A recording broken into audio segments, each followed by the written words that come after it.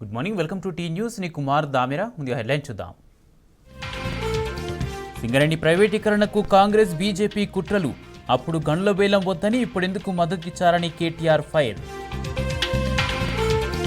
పోచారం శ్రీనివాసరెడ్డికి కార్యకర్తల నుంచి నిరసన.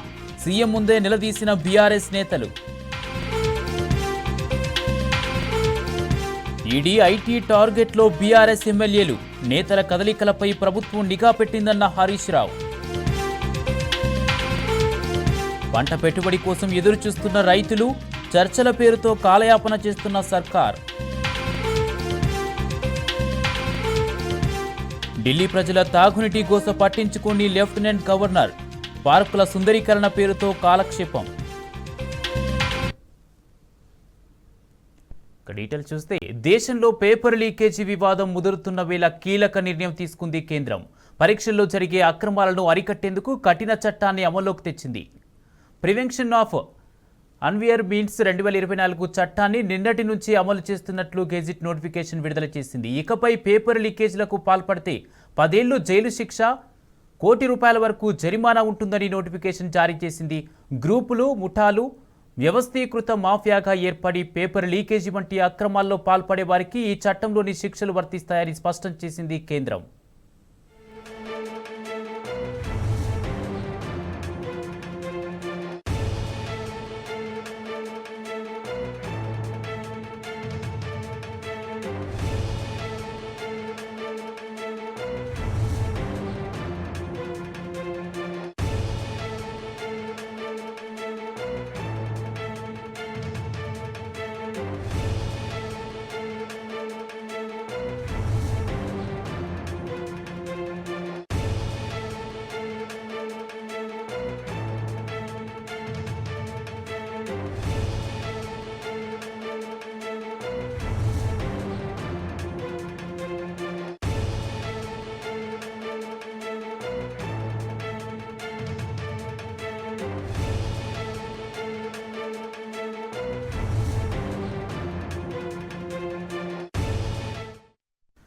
దేశంలో పేపర్ లీకేజీ వివాదం ముదురుతున్న వేళ కీలక నిర్ణయం తీసుకుంది కేంద్రం.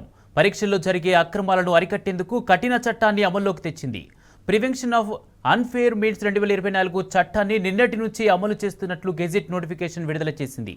ఇకపై పేపర్ లీకేజీలకు పాల్పడితే 10 ఏళ్లు జైలు శిక్ష, ₹1 కోటి వరకు జరిమానా ఉంటుందని నోటిఫికేషన్ జారీ చేసింది.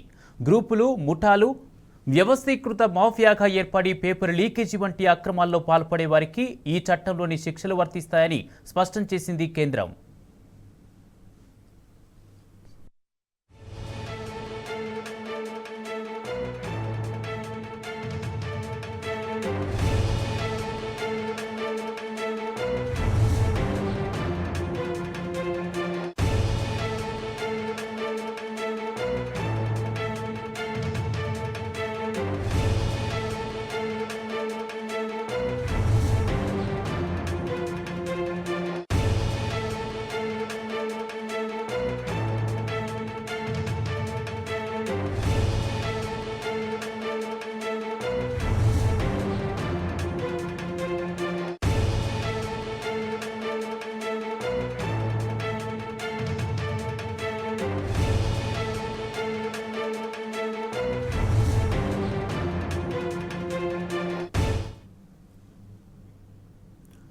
తమిళనాడు కల్తీసార ఘటనలో మృతుల సంఖ్య అంతకంతకు పెరుగుతోంది. కల్తీ కాటుకు ఇప్పటి వరకు 52 మంది కన్నుమూయగా ఆ సంఖ్య మరింత పెరిగే అవకాశాలు కనిపిస్తున్నాయి.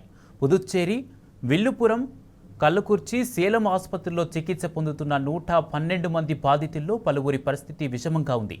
కల్తీసార మృతుల కుటుంబాలను ఆదుకుంటామన్నారు సీఎం స్టాలిన్. వారి పిల్లల బాధ్యత రాష్ట్ర ప్రభుత్వానిదేనని ప్రకటించారు. కాగా కల్లకుర్చిలో కల్తీసార విక్రయాల వ్యవహారానికి సంబంధించి పోలీసులు మొత్తం 6గురిని అరెస్ట్ చేశారు.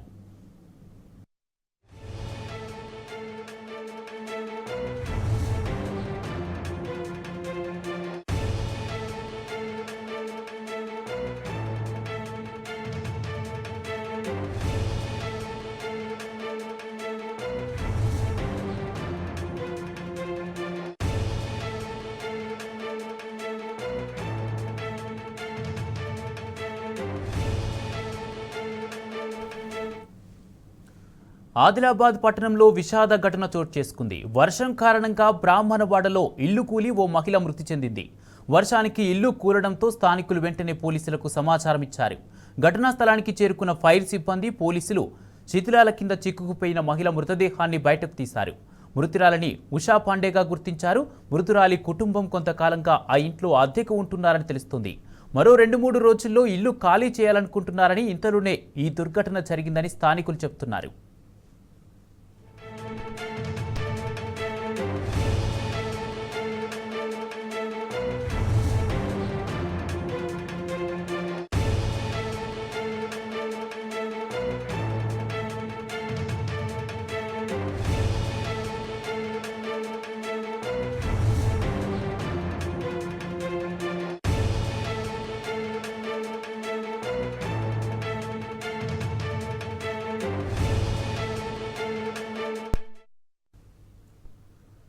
బీఆర్ఎస్ వర్కింగ్ ప్రెసిడెంట్ కేటీఆర్ మరోసారి గనుల వేలంపైన సీఎం రేవంత్ రెడ్డి మౌనాన్ని ప్రశ్నించారు. ప్రతిపక్షంలో ఉన్నప్పుడు వ్యతిరేకించి ఇప్పుడు వేలంలో పాల్గొనడంపై తెర వెనుక ఉన్న ఒత్తిడిలను ప్రజలకు చెప్పాలని డిమాండ్ చేశారు. గనుల వేలంలో పాల్గొన్న బీజేపీ, కాంగ్రెస్లను తెలంగాణ సమాజం క్షమించదని కేటీఆర్ స్పష్టం చేశారు.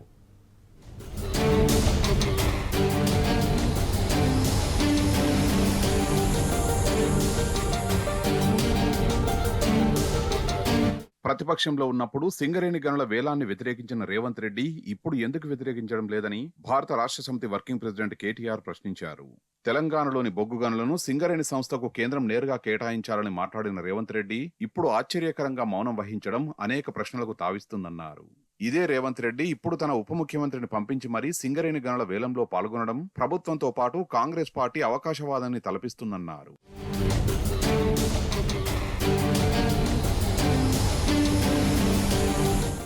గనుల వేలం విషయంలో మారిన తమ వైఖరిని ప్రజలకు వివరించాలని కేటీఆర్ డిమాండ్ చేశారు. దీని వెనుక ఉన్న ఒత్తిడులు ఏంటో ప్రజలకు తెలియజేయాలన్నారు. తెలంగాణ గనుల వేలం ద్వారా అంతిమంగా మొత్తం సింగరేణి సంస్థ ప్రైవేట్ పరం అవుతుందని ఆయన ఆవేదన వ్యక్తం చేశారు. పెట్టుబడుల ఉపసంహరణకు దారితీస్తుందనే అంశాన్ని రేవంత్ రెడ్డి అంగీకరిస్తారో లేదో తెలపాలన్నారు. గుజరాత్, ఒరిస్సా రాష్ట్రాల్లాగే తెలంగాణలోని ప్రభుత్వ రంగ సంస్థ సింగరేణికి కూడా గనులను కేంద్ర ప్రభుత్వం ఎందుకు కేటాయించడం లేదని కేటీఆర్ ప్రశ్నించారు. ఈ విషయంలో కేంద్ర ప్రభుత్వ వైఖరిని రాష్ట్ర ప్రభుత్వం ఎందుకు ప్రశ్నించలేకపోతోందన్నారు.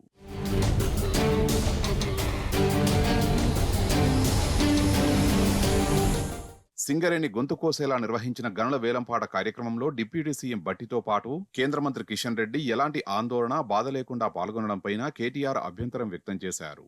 తెలంగాణ పైన జరుగుతున్న ఈ కుట్రల్లో సంతోషంతో చిరునవ్వులు చిందిస్తూ పాల్గొనడం వారికి రాష్ట్రంపైన ఉన్న ప్రేమను సూచిస్తుందని ఎద్దేవా చేశారు. వీరిద్దరికీ తెలంగాణపై ప్రేమ, సింగరేణి కార్మికులపై అభిమానం లేదన్నారు. వేలాది మంది కార్మికుల పొట్టగొట్టి 100 ఏళ్ల సంస్థ భవిష్యత్తును చీకట్లోకి నెట్టి పూల బోకేలతో నిస్సిగ్గుగా ఫోటోలకు ఫోజులిచ్చారన్నారు కేటీఆర్.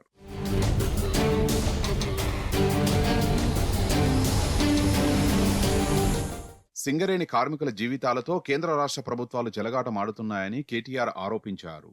ఈ విషయం నుంచి ప్రజల అటెన్షన్ డైవర్ట్ చేసేందుకే బీఆర్ఎస్ ఎమ్మెల్యేల ఇంటికెళ్లి ఫిరాయింపుల డ్రామాకి తెరలేపారని ఆరోపించారు.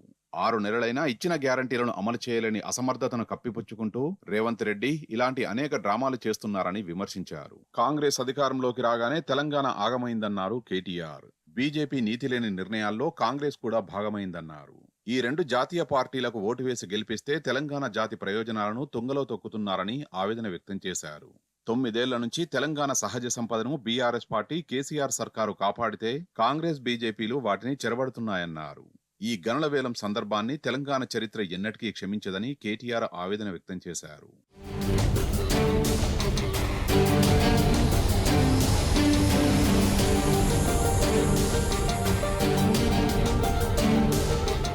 మాజీ స్పీకర్ పోచారంను కలవడానికి వెళ్లిన బీఆర్ఎస్ నాయకులపై కాంగ్రెస్ గుండాలు విచక్షణరహితంగా దాడికి పాల్పడ్డారు. కాలితో తన్నుతూ దాడి చేశారు. కాంగ్రెస్ గుండాలకు వంతపాడిన పోలీసులు బీఆర్ఎస్ నాయకులను మాత్రం అరెస్ట్ చేసి పోలీస్ స్టేషన్కు తరలించారు. పార్టీ నాయకుల అక్రమ అరెస్టును బీఆర్ఎస్ తీవ్రంగా ఖండించింది. అయితే అరెస్ట్ అయిన నేతలకు నాంపల్లి కోర్టు బెయిల్ మంజూరు చేసింది.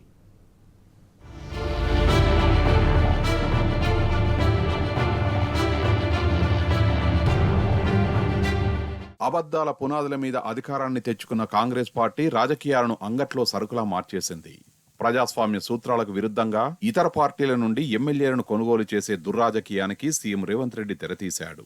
రాజీవ్ గాంధీ కాలంలో ప్రజాస్వామ్య ప్రక్రియ విలువలు, సమగ్రతను కాపాడడానికి తెచ్చిన పార్టీ ఫిరాయింపుల వ్యతిరేక చట్టాన్ని సాక్షాత్తు ఆ పార్టీ ముఖ్యమంత్రి ఉల్లంఘిస్తున్నాడు. చట్టాలను విస్మరిస్తూ ప్రజాస్వామ్య స్ఫూర్తిని, రాజ్యాంగ విలువల్ని దెబ్బతీస్తూ రాజకీయాలను భ్రష్టు పట్టిస్తున్నాడు రేవంత్. తాజాగా కాంగ్రెస్ పార్టీలో పోచారం శ్రీనివాసరెడ్డి చేరిక ఆ కుట్రలో భాగమే.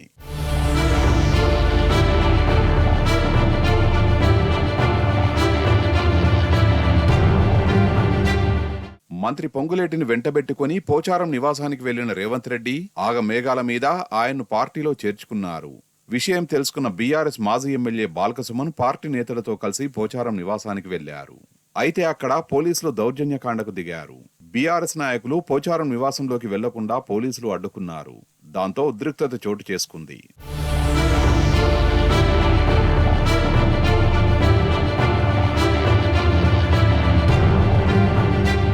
కాంగ్రెస్ గుండాలు బాల్కసుమన్తో పాటు బీఆర్ఎస్ నాయకులపై దాడి చేస్తుంటే పోలీసులు ప్రేక్షక పాత్ర వహించారు. సుమన్, దూదిమెట్ల బాలరాజు, గెల్లు శ్రీనివాస్, రాకేష్ కుమార్తో పాటు బీఆర్ఎస్ నాయకులపై కాంగ్రెస్ గుండాలు విచక్షణారహితంగా దాడికి పాల్పడ్డారు. కాలితో తన్నుతో అటాక్ చేశారు. ఈ దాడిలో బీఆర్ఎస్వి నాయకుడు రాజేష్ నాయక్ కాలికి గాయమైంది. కాంగ్రెస్ గుండాలను చూసి చూడనట్టు వదిలేసిన పోలీసులు బీఆర్ఎస్ నాయకులను మాత్రం అరెస్టు చేశారు. అనంతరం బంజారాహిల్స్ పోలీస్ స్టేషన్ కు తరలించారు. 12 మంది బీఆర్ఎస్ నాయకులపై కేసు నమోదు చేశారు. బీఆర్ఎస్ నాయకుల్ని చట్టవిరుద్ధంగా నిర్బంధించడాన్ని పార్టీ తీవ్రంగా ఖండించింది. ఇదేనా కాంగ్రెస్ చెప్పిన ప్రజాపాలన అని నిలదీసింది.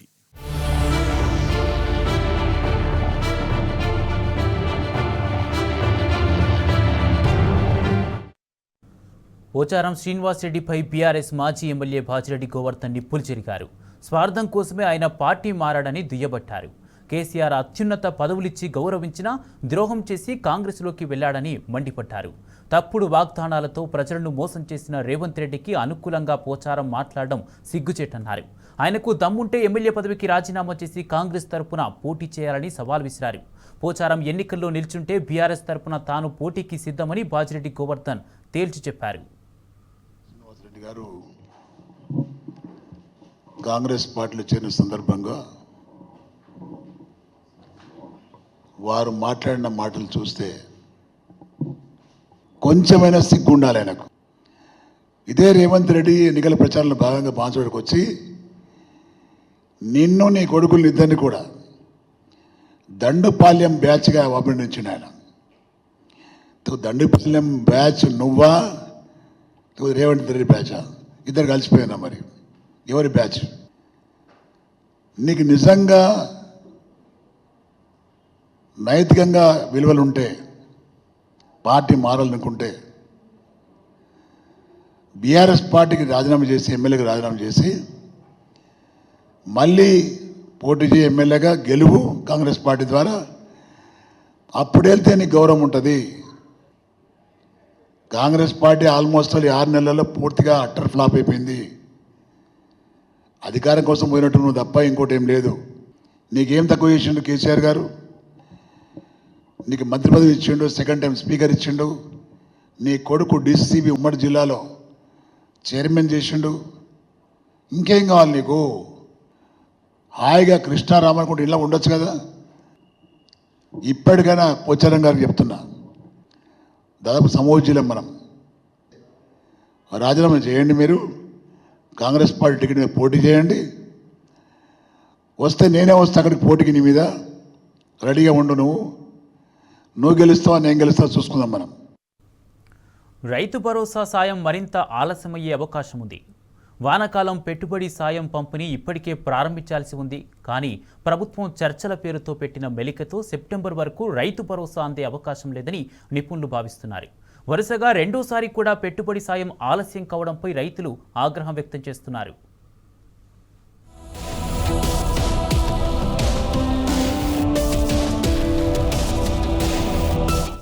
రైతు భరోసాకు సంబంధించి సీఎం రేవంత్ రెడ్డి చేసిన ప్రకటన అన్నదాతలను నిరాశపరిచింది. ఈసారి కూడా పెట్టుబడి సాయం విత్తన దశలో కాకుండా కోతల దశలో వస్తుందేమోననే చర్చ మొదలైంది. జూన్లోనే వానాకాలం పెట్టుబడి సాయం పంపిణీని ప్రారంభించాల్సి ఉంటుంది. కానీ ప్రభుత్వం చర్చల పేరుతో పెట్టిన మెలికతో సెప్టెంబర్ వరకు రైతు భరోసా అందే అవకాశం లేదని వ్యవసాయ ఆర్థిక రంగ నిపుణులు భావిస్తున్నారు. రైతు భరోసా మార్గదర్శకాలపై కేబినెట్ సబ్ కమిటీని నియమిస్తున్నామని, ఈ కమిటీ జూలై 15 నాటికి ప్రభుత్వానికి నివేదిక ఇస్తుందని సీఎం చెప్పారు. ఆ తర్వాత ఈ నివేదికను అసెంబ్లీలో చర్చించి తుది నిర్ణయం తీసుకుంటామని వెల్లడించారు. అంటే అసెంబ్లీ సమావేశాలు పూర్తయి ప్రభుత్వం నిర్ణయం తీసుకునేలోగా జూలై నెల ముగుస్తుంది. ప్రభుత్వ నిర్ణయానికి అనుగుణంగా అధికారులు కొత్త నిబంధనలను రూపొందించాల్సి ఉంటుంది. ఆ తర్వాత అర్హుల జాబితాను రూపొందించాలి. వాటిని గ్రామాల వారీగా ప్రదర్శించి రైతుల నుంచి ఏవైనా అభ్యంతరాలుంటే స్వీకరించి మార్పులు చేయాల్సి ఉంటుంది.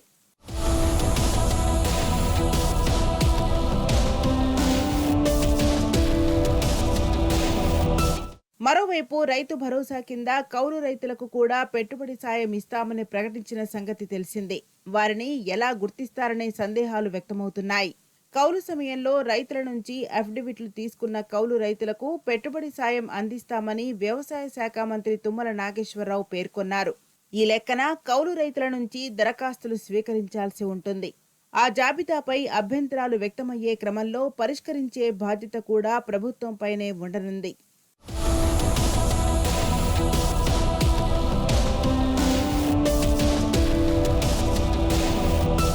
చివరిగా కొత్తగా అర్హుల జాబితా, కౌలు రైతుల జాబితాను క్రోడీకరించి ఒకే భూమికి ఇద్దరికి పెట్టుబడి సాయం అందకుండా వడబోయాల్సి వస్తుంది. వీటికి అనుగుణంగా సాఫ్ట్వేర్లో మార్పులు చేర్పులు చేయాల్సి వస్తుంది.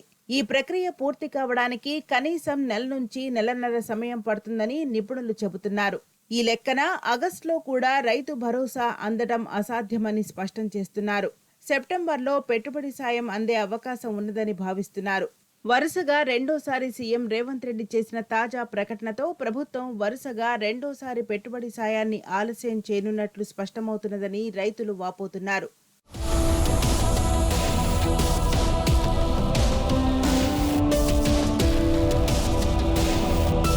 తాము అధికారంలోకి వచ్చిన వెంటనే డిసెంబర్ 9నే రైతు భరోసా నిధులు వేస్తామని ఎన్నికల సమయంలో కాంగ్రెస్ హడావిడి చేసిన సంగతి తెలిసిందే. తీరా అధికారంలోకి వచ్చిన తర్వాత ఆలస్యంగా పంపిణీని ప్రారంభించి మే 2వ వారం వరకు కొనసాగించింది. ఈ దఫా కూడా ఇదే పరిస్థితి రానుంది. ఇప్పటికే రైతులు అప్పులు తెచ్చి పంటలు వేస్తుండగా పెట్టుబడి సాయం మాత్రం మరో 2.5 నెలల తర్వాత కోతలు ప్రారంభమయ్యే సమయంలో అందే అవకాశాలున్నాయని నిపుణులు చెబుతున్నారు. ఐటీ రంగంలో కొలువుల కోత కొనసాగుతున్నది. 6 నెలల్లో 1,00,000 మందికి పైగా వేటు వేశారు. 2024 తొలి అర్ధభాగంలో భారీగా తొలగింపులు చేపట్టారు. ఇటీవల ఐటీ కంపెనీలో సైలెంట్ లే ఆఫ్లు పెరగడంతో టేకిల్లో ముగ్గులు పుట్టిస్తోంది. బయటకు ప్రకటించకుండానే సైలెంట్గా ఉద్యోగులను తొలగిస్తున్నట్టు వార్తలు వెలువడుతున్న నేపథ్యంలో ఉద్యోగులు కలవరపడుతున్నారు.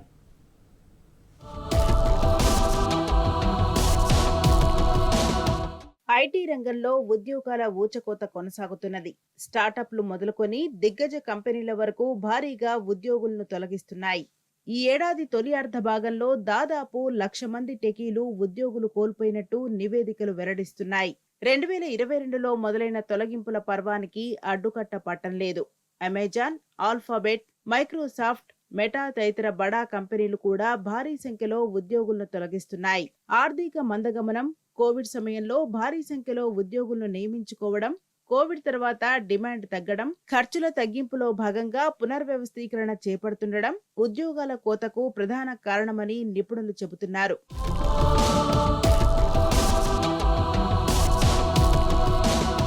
రెండు 2022లో 1,064 కంపెనీలు సుమారు 1,64,000 మంది ఉద్యోగులను తొలగించాయి.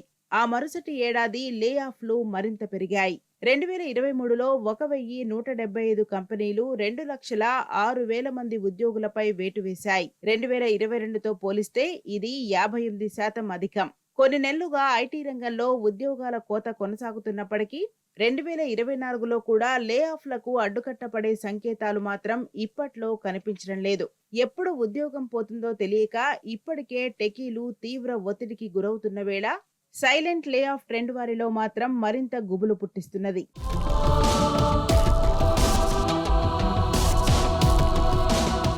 చాలా కంపెనీలు బయటకు ప్రకటించకుండానే సైలెంట్ గా ఉద్యోగులను తొలగిస్తున్నట్టు వార్తలు వెలువడుతున్నాయి. గతేడాది సుమారు 20,000 మంది టెకీలు ఇలా ఉద్యోగాలు కోల్పోయారని All India IT enabled services employees union వెల్లడించింది. వాస్తవానికి ఈ సంఖ్య మరింత ఎక్కువగా ఉండొచ్చని పేర్కొంది. ఈ ఏడాది తొలి 5 నెలల్లో 2,000 నుంచి 3,000 మందిని భారత ఐటీ కంపెనీలు సైలెంట్ గా ఇంటికి పంపాయని నాస్కెంట్ ఇన్ఫర్మేషన్ టెక్నాలజీ ఎంప్లాయీస్ సెనెట్ తెలిపింది.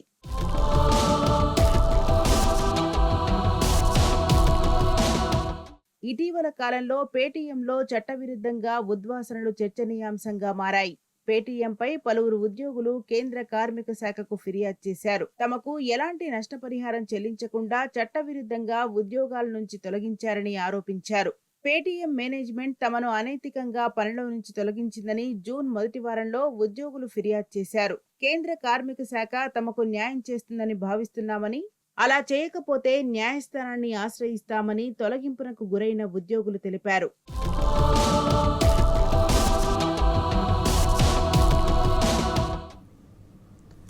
ఇవి ఇప్పటివరకున్న అప్డేట్స్. మరిన్ని అప్డేట్స్ కోసం చూస్తూనే ఉండండి టీ న్యూస్.